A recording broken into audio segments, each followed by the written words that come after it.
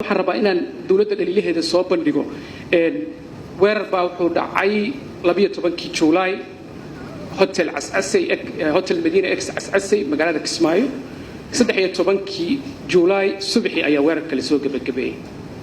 2 saacadood kadib madaxweyne Axmed Maxamed Islaam Axmed Madoobe miidiyaha ayuu hor yimid wuxuu sheegay tirada weerarka lagu dilay 26 qof ayaa lagu dilay 56 qofna waa lagu dhaawacay isla warbixintiisa waxaa ku jirtay in 10 qof oo kamida ay ahaayeen ajnabi markaan leenahay ahaayeen Soomaali wata baasaboorro 3 qof waxay wateen Soomaali Kenyan hal qof wuxuu watay Soomaali Canadian hal qof wuxuu watay Soomaali British 2 qof waxay wateen dhalasho Mareykan 3 qofna waxay wateen baasaboorro Tanzaniana 10 maalmood kadib wuxuu weerar ka dhacay isgoyska number 4 bar control oo ku taala halkaas tirada lagu dilay ilaa hadda dawladdu ma aanay sheegin warbaahintu siday waqtiyadii hore oo dhan u adeegsanaysay inay ka hadasho qof goob jooga inuu sheego 4 qof aan arkay dhimashadiisa ama 2 qof warbaahintu ilaa galkii dambe waxa waqti uu qaatay inay isbitaal Madiina tagaan isbitaal Madiina agaasinku uu sheegay in 17 meyd ah qaybta mortuary isbitaalka uu yaalo waa 17 qof oo kaliya intii isbitaalka la geeyay intii kale ee magaalada dadkoodii qaateen ama meelaha kale ay tageen cidna ma oga 17 kaas qof waxay ahaayeen cidna ma oga dadkoodii un bay ka dhasheen ka dhinteen macnaha dawladdu meeshaas wax ay ka sheegtay ma jirto mararka qaarkood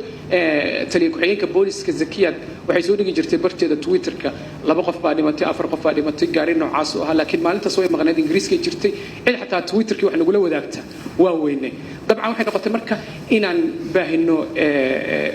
waxyaabo kala duwan oo dadku aanay ilaa hadda ogayn wixii ka dhacay isgoyska number 4 22 July 2019 dadkii ku dhintay tiradooda marka laga reebo 17 kaas qof ee isbitaalka Madiina la geeyay marka waxaan ka rabnaa dawladda iyo wasaaradda Axmed Madoobe maamulkiisa waa maamul yar oo kooban oo magaalada Kismaayo ka dhisan saacad ama 2 saacadood gudahood inuu ku soo bandhigo in 26 qof la dilay dhalashooyinka wadamada ay wateen 56 qof ay dhaawacantay dawladdu intaas ma awoodi weynin marka aad eegto dawladda federaalka capacity-geeda iyo awoodeeda iyo xooggeeda intay tahay waxaan rabaa daliil kale oo dawladdu leedahay waxaad arkaysaa wasiir baa wuxuu ku soo dirayaa